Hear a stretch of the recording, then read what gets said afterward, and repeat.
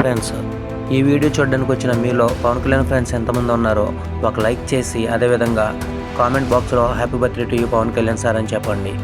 అలాగే మన channel subscribe చేయండి. ఆంధ్రప్రదేశ్ బాపట్లలో సెప్టెంబర్ 2, 1971న వెంకట్రావు అంజనాదేవి దంపతులకు జన్మించాడు పవన్ కళ్యాణ్. మెగాస్టార్ చిరంజీవి పవన్కు పెద్దన్నయ్య, నటుడు నాగేంద్ర బాబు రెండవ అన్నయ్య. పవన్ ప్రాథమిక విద్యాభ్యాసం బాపట్లలోనే సాగింది. తరువాత నెల్లూరులో ఉన్నత పాఠశాల విద్యను అభ్యసించారు.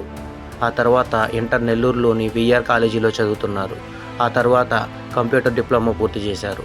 కంప్యూటర్ డిప్లొమా పూర్తి చేసిన ఉద్యోగం చేయాలనే ఉద్దేశం మాత్రం ఆయనకు ఏమాత్రం లేదు. ఆయనకు పుస్తకాలు చదవడం అంటే చాలా ఇష్టం. అప్పటికే చిరంజీవి స్టార్ హీరోగా ఎదగడంతో సినిమాల్లోకి వెళ్ళాలని ఆలోచన వచ్చింది. ఆ విషయాన్ని తన అన్నయ్య చిరంజీవికి చెప్పారు. సరే నువ్వు నటించు కానీ యాక్టింగ్ అని సత్యం మాస్టర్ దగ్గరికి పవన్ కళ్యాణ్ని పంపించారు. ఆయన దగ్గర 6 నెలలు నేర్చుకున్నారు పవన్ కళ్యాణ్.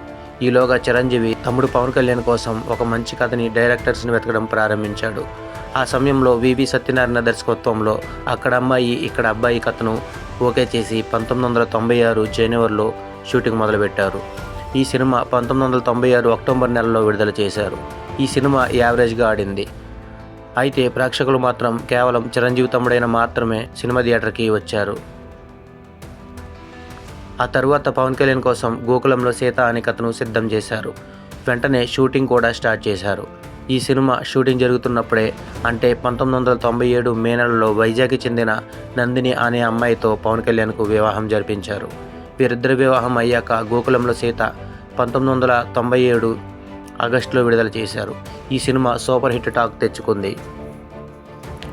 తర్వాత భీమనేని శ్రీనివాసరావు దర్శకత్వంలో సుస్వాగతం మొదలైంది. ఈ సినిమా మొదలయ్యే నాటికి పవన్ కళ్యాణ్, నందిని వీళ్ళిద్దరూ వేరువేరైపోయారు. సుస్వాగతం ఆ తర్వాత వచ్చిన తొలి ప్రేమ సినిమాలు బ్లాక్ బస్టర్ హిట్ అయ్యాయి. సుస్వాగతంలో పవన్ కళ్యాణ్కి ఒక గుర్తింపు వస్తే తొలి ప్రేమ స్టార్ హీరో హోదా తెచ్చింది. నిజంగా తొలి ప్రేమ సినీ జీవితంలో మైల్ స్టోన్. ఈ సినిమా ఉత్తమ సినిమాగా జాతీయ అవార్డు అలాగే మరో 4 నంది అవార్డులు కూడా గెలుపొందింది. 1999లో అరుణ్ ప్రసాద్ దర్శకత్వంలో వచ్చిన తమ్ముడు మరో సూపర్ డూపర్ హిట్ అయింది. ఈ సినిమాలో పవన్ క్రేజ్ మరికొంత పెరిగింది. ఆ తర్వాత పూరి జగన్నాథ్ దర్శకత్వంలో బద్రి వచ్చింది. ఇలా తనదైన నటనతో అభిమానులతో పవర్ స్టార్గా ప్రసిద్ధి చెందాడు. ఈ సినిమా సమయంలోనే రేణు దేశాయ్ను పెళ్లాడాడు. ఇది ఎలా ఉంటే ఎస్జే సూర్య దర్శకత్వంలో 2001 ఖుషి వచ్చింది. ఆ సినిమా పవన్ కళ్యాణ్ కెరీర్లో బిగ్గెస్ట్ హిట్ అవడమే కాదు, ఆ సంవత్సరం ఇండస్ట్రీకి కూడా ఆ సినిమానే అయింది. ఈ సినిమాతో పవన్ కళ్యాణ్ క్రేజ్ అమాంతంగా పెరిగిపోయింది. సినిమా 101 కేంద్రాల్లో 50 రోజులు, 79 కేంద్రాల్లో 100 రోజులు, 8 కేంద్రాల్లో 175 రోజులు ఆడింది. ఈ సినిమా తర్వాత పవన్ కళ్యాణ్ ప్రయోగానికి తెరతీశాడు. తన కోసం ఒక అతను సిద్ధం చేసుకుని రేణు దేశాన్ని హీరోయిన్గా పెట్టి జానీ అనే సినిమాని మొదలుపెట్టాడు. ఈ సినిమాకి పవన్ కళ్యాణ్ దర్శకత్వం వహించగా అల్లు అరవింద్ నిర్మాతగా వ్యవహరించాడు. కానీ జానీ అభిమానుల్ని భారీగానే నిరాశపరిచింది. 2004లో వీరశంకర్ బైర్రెడ్డి దర్శకత్వంలో గుడుంబ శంకర్ మొదలైంది. ఈ సినిమా షూటింగ్ సమయంలోనే పవన్కి రేణు దేశాయ్కి కొడుకు అకిరానందన్ జన్మించాడు. 2004 సెప్టెంబర్లో నెలలో విడుదలైన ఈ సినిమా కూడా అభిమానుల్ని భారీగానే నిరాశపరిచింది. ఇక 2005లో వచ్చిన బాలు, 2006లో వచ్చిన బంగారం, అన్నవరం కూడా అభిమానులను పెద్దగా తృప్తిపరచలేదు. అదే సమయంలో శంకర్దాదా ఎంబీబీఎస్లో ఒక అతిథి పాత్రలో నటించి మెగా అభిమానుల్ని పలకరించాడు. శంకర్దాదా ఎంబీబీఎస్ తర్వాత చిరంజీవి రాజకీయాల్లోకి రావడం, అదే సమయంలో పవన్ మొదటి భార్య అంజలి పవన్పై రేణు దేశాయ్పై కేసు వేయడం కాస్త ఇరకాటంలో పడ్డారు. ఈ సమయంలో మెగాస్టార్ కలుగు చేసుకుని తన రాజకీయ సినీ జీవితంలో మచ్చలు మెలుగుపోకూడదని 5 కోట్లతో ఆ వివాదాన్ని సెటిల్మెంట్ చేసుకున్నారు. దాంతో నందిని అన్ని కేసులను ఉపసంహరించుకుంది. 2008 ఆగస్టు 12 పవన్ కళ్యాణ్కి నందిని విశాఖపట్నం ఫ్యామిలీ కోర్టు విడాకులు మంజూరు చేసింది.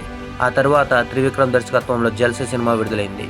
కానీ అభిమానులు పూర్తి ఆకలను తీర్చలేకపోయినా కొంతవరకు తృప్తినిచ్చింది. ఇక 2009లో రేణు దేశాయ్కు పవన్ కళ్యాణ్కు అధికారికంగా వివాహం చేశారు మెగాస్టార్. మరోవైపు 2010 వచ్చిన పులి, 2011లో తీన్మార్ కూడా తీవ్ర నిరాశగానే మిగిల్చాయి. వరుస సినిమాలు పోయినా పవన్ కళ్యాణ్ క్రేజ్ మాత్రం తగ్గలేదు. పవన్ కళ్యాణ్కు అంత క్రేజ్ ఇలాంటి సినిమాల వల్ల మాత్రమే కాదు, వ్యక్తిత్వం వల్ల మాత్రమే వస్తుంది. అయితే పవన్ చేసిన పెద్ద పొరపాటు ఏంటంటే 2012 వరకు వారిద్దరూ బాగానే కలిసిమెలిసి ఉన్న రేణు దేశాన్ని విడిచిపెట్టడం, 2012లో రేణు దేశాన్ని విడిచిపెట్టి 2013లో ఎర్రగడ్డలో ఉన్న రిజిస్టర్ ఆఫీసులో అన్నా లెజోవాని వివాహం చేసుకున్నారు. ఆ విషయంలో పవన్ కళ్యాణ్కు చాలామందికి నచ్చలేదు. అది కూడా కొడుకు అఖిరానందన్, కూతురు ఆద్య ఇద్దరు పిల్లలు పుట్టాక ఆమెను విడిచిపెట్టడం అభిమానుల్ని బాగా బాధ కలిగించింది.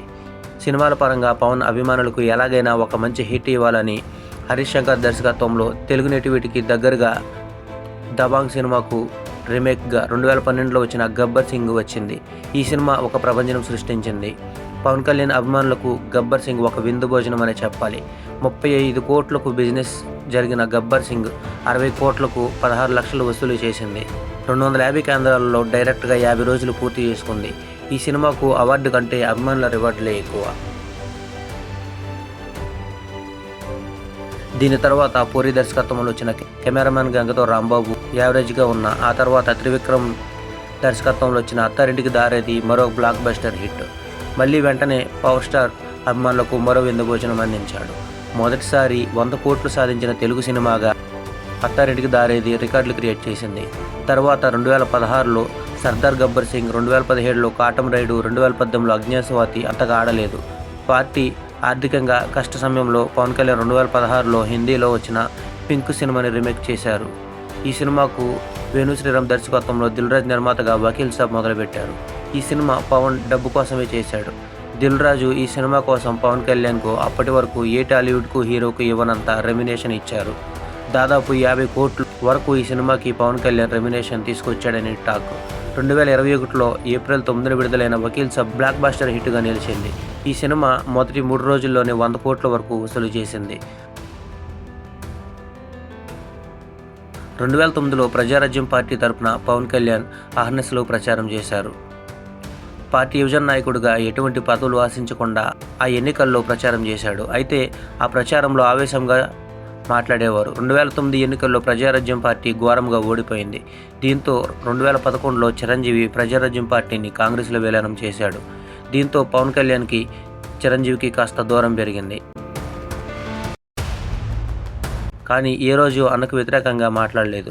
ఈ క్రమంలో పవన్ కళ్యాణ్ 2014 మార్చి 14న ఒక్కడే అభిమానుల సమక్షంలో జనసేన పార్టీని స్థాపించాడు. జనసేన పార్టీ భావజాలంతో కూడిన ఒక పుస్తకం కూడా రాశాడు.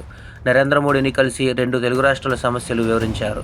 ఆ తర్వాత 2014లో సార్వత్రిక ఎన్నికల్లో టీడీపీకి, బీజేపీకి సపోర్ట్ చేసి టీడీపీని విజయంలో కీలక పాత్ర పోషించాడు. కానీ జనసేన ఒక్క స్థానంలో కూడా పోటీ చేయలేదు.